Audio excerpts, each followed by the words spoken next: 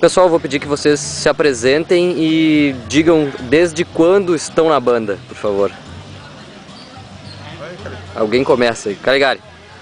Calegari, desde 79. Nunca saiu? Não. Na verdade, a banda parou em 80 e retornou em 2001. Próximo. Babão. Entrei em 2001 no lugar do batalha original. O cara sumiu, desapareceu.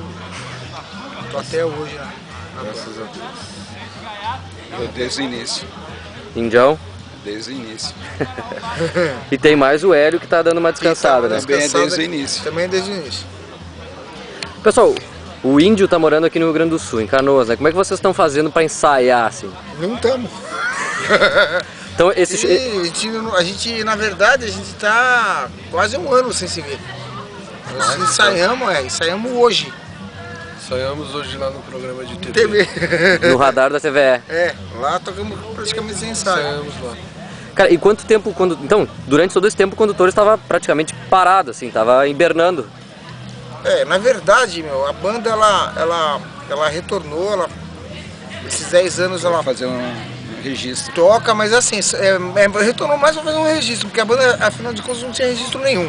As pessoas conheciam as músicas da banda, mas não tinham registro. Então, por exemplo, a Desequilíbrio lá, o Inocentes gravou, Resto de Nada gravou, só que essa música era do Condutores, né? Então a ideia foi retomar a banda para registrar, né? Para registrar o que aconteceu. O mais interessante foi o seguinte, que a banda fez todo o trabalho e foi perceber que estava atual. O que falava naquela época de 78, 79, as coisas estão ainda seguindo consequência. Exatamente, futebol. Futebol, desequilíbrio, quer dizer, mas todas elas casam com a atual situação. Nada. E esse lance do registro, vocês gravaram algum material? Estão gravando? Sim, a gente tem gravado, a gente tem aí acho, 13 músicas. Além do compacto, né, que já foi lançado, então é uma coisa meio rara, né? Só 500 cópias. E alguma previsão desse material que vocês estão trabalhando? Então, aí só que é o seguinte, a gente gravou aquilo ali, sabe, no meio na morte do CD, né, meu? Então, aí você lançar um CD hoje em dia é uma coisa meio... Não tem muito fundamento. Tem que lançar pouca quantidade, mil cópias. 1000 cópias assim, a gente até... Pós-Condutores. A gente poderia vender isso aí fácil, né? Sair só na página nossa do Orkut tem mais de mil pessoas lá, né? Então, mais uns lugares aí você poderia ter, mas aí o problema é a logística para distribuir isso daí, né? Exatamente. E tem várias propostas de vários selos para lançar, mas a proposta deles assim não interessa muito, porque acaba não pagando nem a gravação que a gente fez, né? Então pra gente não interessa. Então, e como é uma coisa que nunca vai envelhecer porque ela já é velha, então a gente deixa lá, sabe? E são composições novas ou são regravações? Não, composições antigas, 78. A regravação não é regravação porque não teve gravação. Não, teve regravação das 4 do só compacto. das 4 do compacto. Teve 4 do compacto que a gente regravou, então é outra versão. Pessoal, e desde que vocês começaram lá no fim dos 70, já se passam mais de 30 anos, o que vocês perceberam que mudou no punk, assim? O que é ser punk pra vocês hoje em dia? Hoje é uma coisa muito complexa essa coisa que eles falam de punk, né? Porque antes a gente tinha uma ideia, assim, a gente tinha um universo ali, quando começou essa coisa. Então a gente era tudo molecada lá, então a gente tinha um universo ali, a gente conhecia as pessoas que se reuniam para escutar música punk, aí começou as bandas e tal. Agora hoje em dia aí o que é, o que não é, assim, se tornou uma coisa muito complexa, assim, muito difícil de definir, né? Porque cada um tem a sua ideia do que é e acaba sendo. Cada um fez a sua leitura do esquema. Tem a sua leitura, isso mesmo. Houve diversos tipos de ramificações, né? E alguma dessas ramificações foi bom porque foi espalhando pelo universo todo. Por exemplo, Finlândia, Irlanda, Holanda, Bélgica e todas as partes da Europa, Oriente Médio. cada um com o seu problema. E é interessante que o punk ele é forte em muitos países. No Brasil ele é forte. No Brasil ele tem tendências em todo o território nacional, porque em todo lugar que a gente vai, a gente percebe. Tem alguns que são diretamente para o anarquismo. Outros são assim, eu vou vender produto.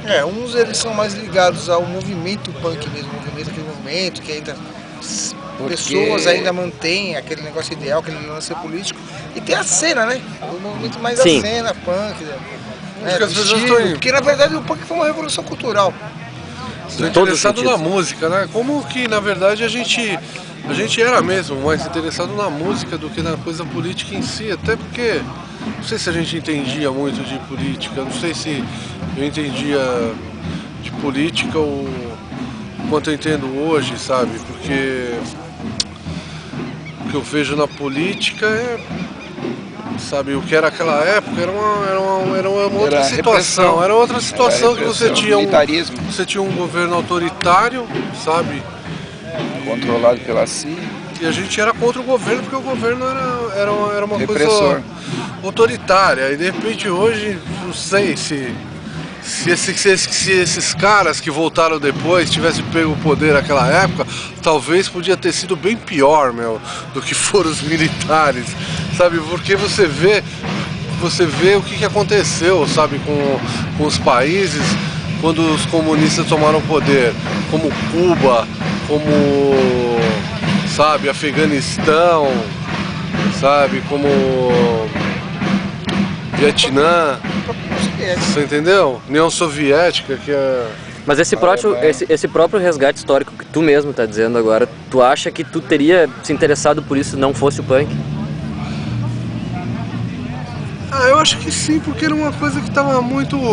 Não, acho que não, acho que o punk levou um pouco essa coisa, né? Porque de repente a gente... Teve um papel instrutivo. A gente tinha uma certa obrigação, assim, mas o que importava mais era a música, sabe? Porque era onde que a gente estava ligado na música, então foi uma coisa assim que acabou casando ali, sabe? Aquela coisa do punk, aquela coisa da repressão do país que estava... De um país que estava... quer dizer, você precisava fazer alguma coisa, precisava ter uma resistência contra aquilo, porque, era uma coisa terrível. Você andava na rua ali, a polícia te parava toda hora ali como se fosse um bandido e já te metia a mão e não queria nem saber, e você não tinha pra quem reclamar.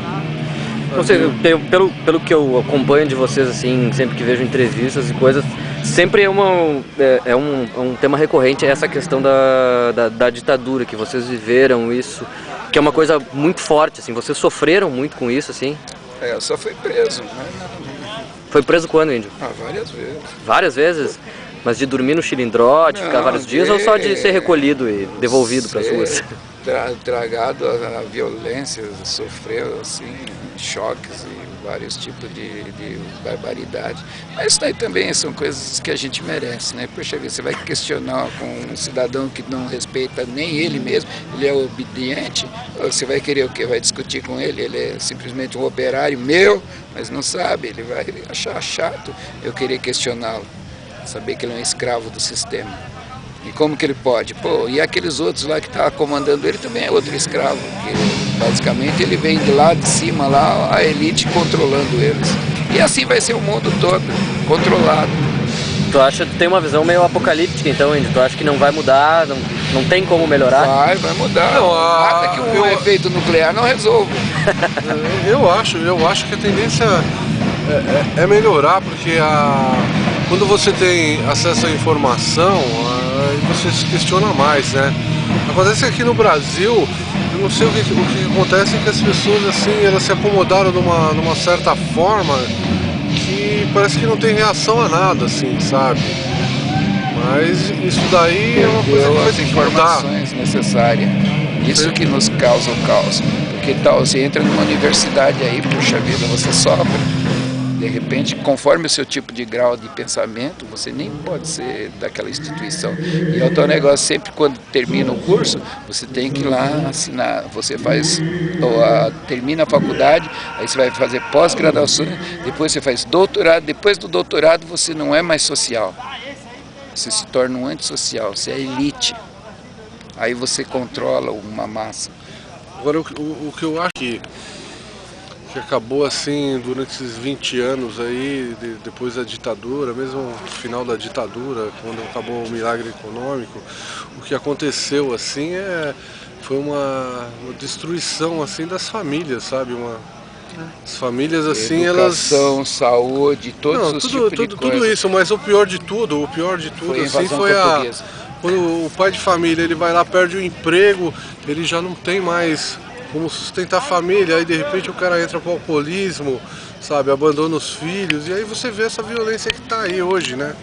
Sabe, você vê essa molecada, e ainda mais tráfico de drogas, essas coisas todas. Você vê o desnutrido.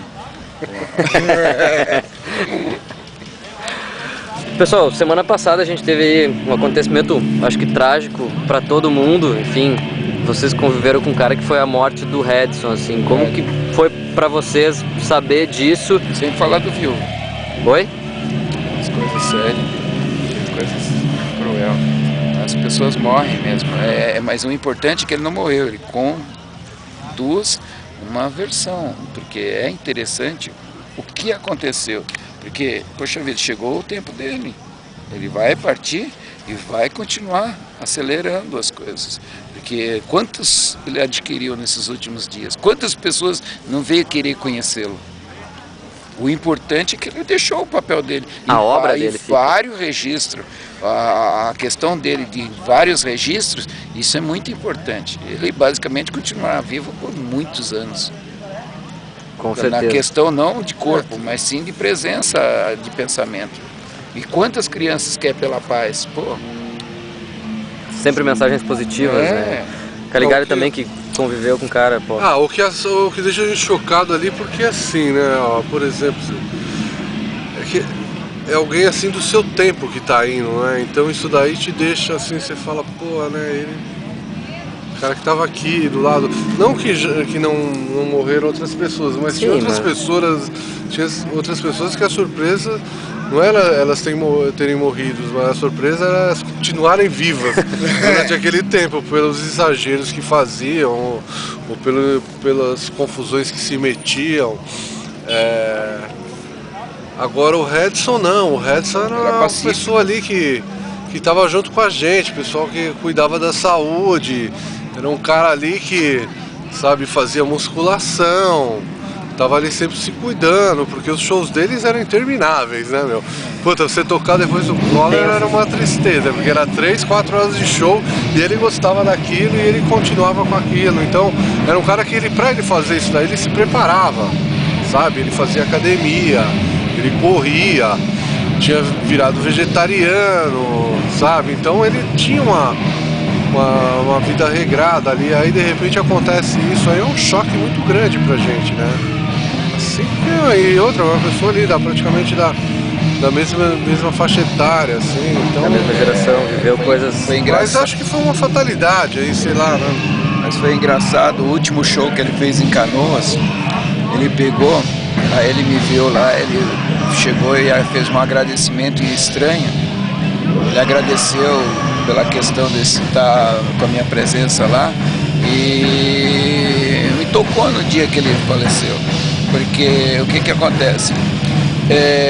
Dificilmente uma pessoa recebe retribuição de uma outra pessoa por um encontro. E foi interessante, parece que ele fez uma despedida assim, espontânea, sabe? Quando chega uma pessoa assim e fala, pô, que legal te ver, pô, você aqui contemplando o nosso som. E olha que ele tocou sua, toda torcia a camisa assim, saiu um... Sim, nossa, foi nesse show, muito interessante. Mesmo. E a questão dele me agradecer de ter colocado ele no que ele estava. O bacana dele é que era o seguinte, ele... Humilde. Ele transmitia a vida. Sim, verdade. Ele é um cara que transmitia. Você nunca via ele mal-humorado. É um cara cheio de energia, sempre bem-humorado, sabe? Uma pessoa muito legal, assim, que a gente convivia muito bem, assim. Sabe, ele... eu toquei também no 365, né? E muitas vezes ele fazia participações lá com a gente. tava sempre no camarim lá, sempre dando risada, sabe? Então era muito legal. Um cara alto astral mesmo. Um cara que... Não, alto astral total. O Pierre é gente fina Todos também. eles. Todos eles, o Val, claro. O Cólera, acho que a primeira vez que eles ensaiaram com esse instrumento foi na minha casa, meu. Então, começaram lá, meu. Porque até então eles treinavam no sofá. Antes ele... Exato, tem a história de que eles treinavam no sofá com Foi em violões. casa lá que eles viram, quando o Val do PR viu a bateria pela primeira vez, se é que aquilo lá podia ser chamado de bateria, né? Porque era muito horrível, tudo era muito horrível, né? Então... Mas no Izuka ele foi também, uma vez. Né? Não, mas foi depois, né? Foi depois, assim. Mas agora o engraçado foi assim, porque ó, eu vou falar assim, ó, o Cólera foi a única banda das primeiras assim que manteve durante todo o tempo ali, né? Não vou falar que condutores não manteve, condutores manteve lá o som, o resto de nada também, né? A I5 acabou, nunca mais voltou, mas o Cólera dessas primeiras bandas aí, talvez o Olho Seco também, mas o Cólera que continuou mais ativa, sabe? Era uma coisa assim que era a vida do Redson, era aquilo, sabe? Ele falou, aquilo ali foi a vida dele. Eu quando começou as brigas lá de punk, aquelas coisas todas, eu falei, pô, isso aí não é pra mim, né? Eu caí fora disso daí, sabe? Caí fora, fui fazer outro tipo de som. O Inocentes tentou mudou o estilo, Raça de Porão virou mais pro heavy metal, mas o Cólera não, o Cólera ele acreditava naquilo, continuou naquilo, fez um trabalho ali muito íntegro, assim, muito interessante, assim, sabe? Que era legal, assim, muitas vezes eu ia ver o show, né? Então, às vezes a gente tocava junto, dividia o palco com outras bandas, assim. E eu ficava vendo, falava, pô, que coisa legal, assim. E eles chegaram, assim, num nível, assim, de maturidade e até de perfeição, assim, no que eles estavam fazendo, uma coisa muito profissional, assim. Mas o problema é que num país como esse, né, a mídia simplesmente ignora, sabe, uma coisa que era, sabe, se você está num outro país que valoriza mais a cultura, sabe, eles seriam enaltecidos. Infelizmente eu acho que pôde-se medir o legado do Cólera com a morte do Redson, assim, hoje graças à internet, né? Porque aquilo repercutiu de uma maneira na web, assim, que eu acho que, não sei, poucas coisas que aconteceram, assim, relacionadas ao rock mais marginal, punk, ou metal, enfim, todos esses, assim, tiveram uma repercussão tão forte dentro da internet. Mas isso daí mostra o seguinte, que alheio à indústria, sabe, existe alternativas ali, de pessoas ali que acabam gostando de outro tipo de coisa que é diferente do que essa coisa que a mídia vive, sabe, tacando na cabeça das pessoas, sabe? São pessoas como o pessoal que deve estar aqui hoje no Morro Stock, que tem uma outra visão de mundo, né? Agora, fora isso também, sabe, não só o público de metal, de black metal, de white metal, sei lá, que tem aí, sabe, de aqueles metal melódico, essas coisas todas aí que você vê, assim, quando tem shows. Os caras tem um público fiel, assim, sabe, quando tem show aí, fala de AC/DC, o negócio esgota, então você sabe que, pô, isso aí é uma coisa legal, que você fala, pô, não tá tudo perdido, então as pessoas estão ali, sabe, só a gente não sabe porque a mídia ela só tá mostrando aquilo, né? Fica a mesma coisa sempre, né? Sabe?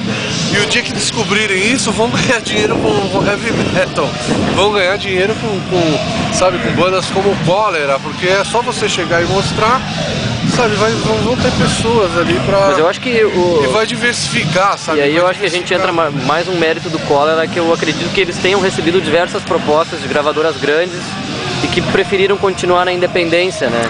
Eu não sei se é isso não, porque você tem uma proposta boa, você como músico, sabe? Isso daí poderia ter acontecido lá no comecinho. Depois disso, eu acho que é muito difícil, eu não sei isso não, mas eu acho muito difícil, sabe, você rejeitar isso daí, porque isso daí Dá uma certa estabilidade, né? não é que dá uma certa estabilidade, te dá, se tem alguém investindo, Estabilidade não, porque você pega o resto é um hospital público. investindo no seu trabalho, é uma forma de você ter um estúdio melhor, de você ter um instrumento melhor.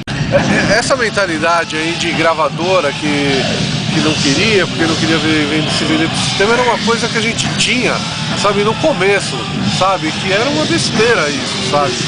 A gente não devia ter essa mentalidade, porque ninguém tinha essa mentalidade. A Moses não tinha essa mentalidade, Sex Pistols não tinha. Isso aí foi uma coisa inventada pela gente ali, sabe, que ficava desconfiando de tudo, né.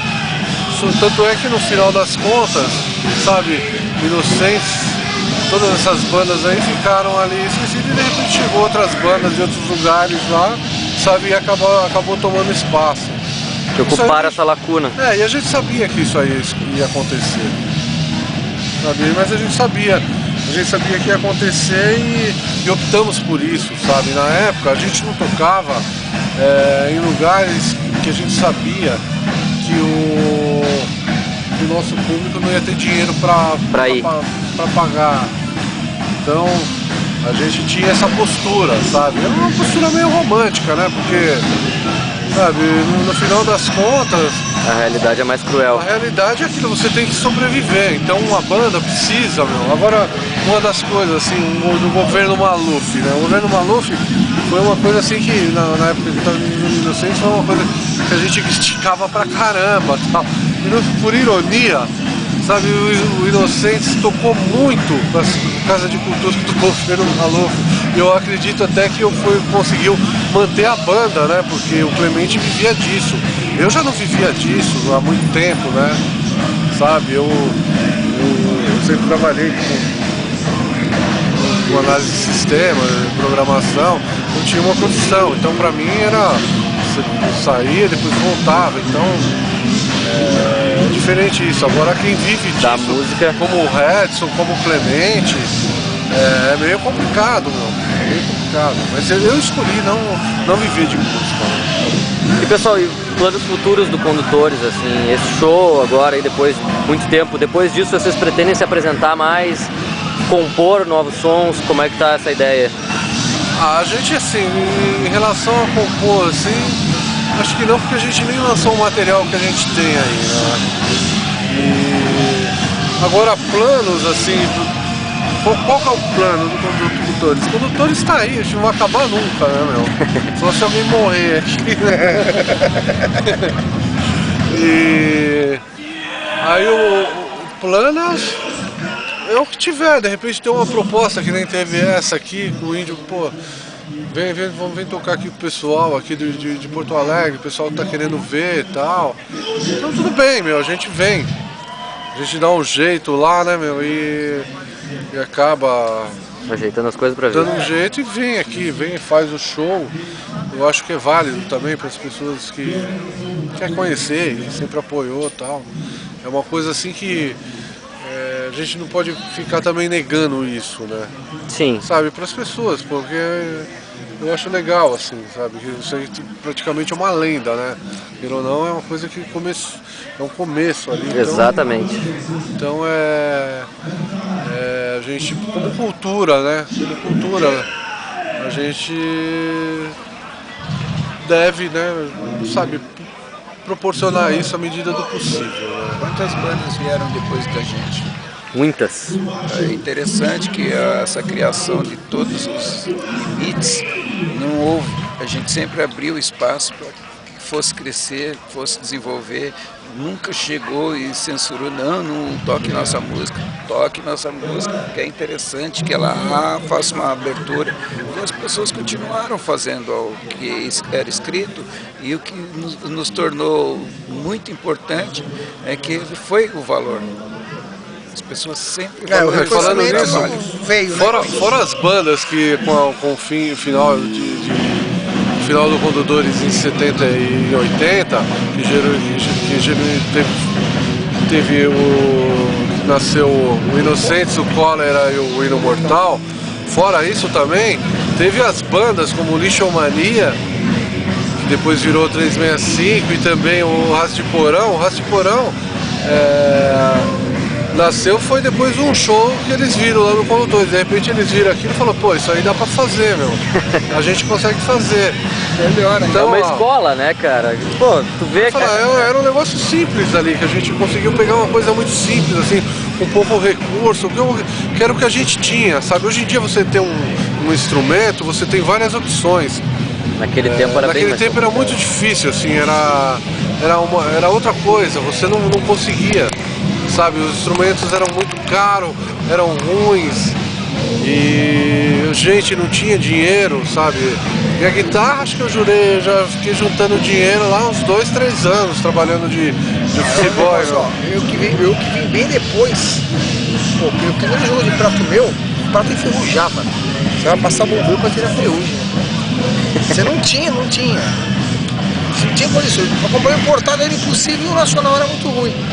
O Marcelino, o primeiro baterista do Inocentes, aquele pedal, eu não sei como ele conseguia tocar com aquele pedal, era um pedal pop, era uma coisa muito rudimentar, uma coisa totalmente diferente do que você tem hoje. Hoje você tem muita opção, sabe? E fora também a dificuldade técnica, você não tinha professores, então você ia aprendendo ali. Eu comecei a aprender com o Douglas, que era guitarrista do Resto de Nada, ele falou, ensinou a tocar. O pessoal os se ajudava ali naquela... Ensinou a tocar os 3 acordes da I Wanna Be Your Dog dos Stooges. E aí você ia lá, tentando fazer, né, sabe, tentando montar umas bandas e tal. E agora a surpresa de tudo é chegar onde chegou, sabe, essa coisa de 30 anos de cólera, sabe, excursões pela Europa, sabe, conhecido no Japão, o Olho Seco, sabe, que é muito reconhecido na Finlândia, Japão, você vê essas coisas assim, a gente não imaginava. Porque, cantando em português, né? Não, e a gente, isso tudo começou com banda de moleque, sabe, fazendo, sabe, com uma guitarra comprada com dinheiro de 2 anos de economia, de salário de office boy. E praticamente a gente começou ali do nada, não tinha nada, sabe? Isso daí, sabe, é uma coisa que ensina que você pode fazer as coisas, sabe? Você pode fazer. Mesmo sem recurso. E é uma satisfação pra vocês estar aqui 3 décadas depois, tocando pra essa rapaziada, gente que provavelmente muitas pessoas tenham vindo só pra ver vocês na noite de hoje, sim. Porque, enfim, como você já estava aí há quase uma década sem tocar, não se sabe quando vai ser o próximo show, então é uma oportunidade única, né? Sim, é a mesma coisa que eu senti quando eu vi os Stooges 2 vezes, né?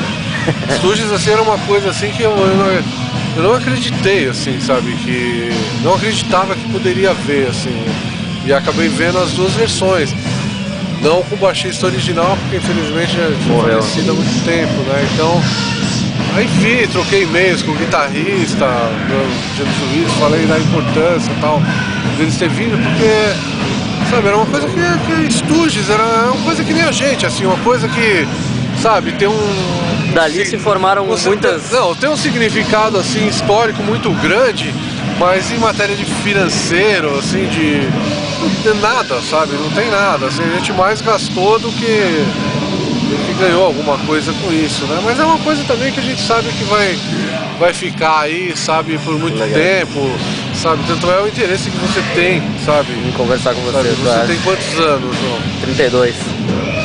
Então aí é que tá, né? Quase a tua idade. A banda quase a idade da banda e tal, né? Então. É uma coisa que vai ficar aí, sei lá, se é legal ou não sei. Mas. Eu acho que é legal. Importante é isso aí. As pessoas acham que é legal identificar. Mas talvez a gente, de qualquer forma, a gente talvez lance um disco pra Copa, né? Porque a gente tem uma música chamada Futebol, né? Vamos lançar pra Copa, né, meu? Quem sabe ela não possa ser usada como hino oficial da Copa, né?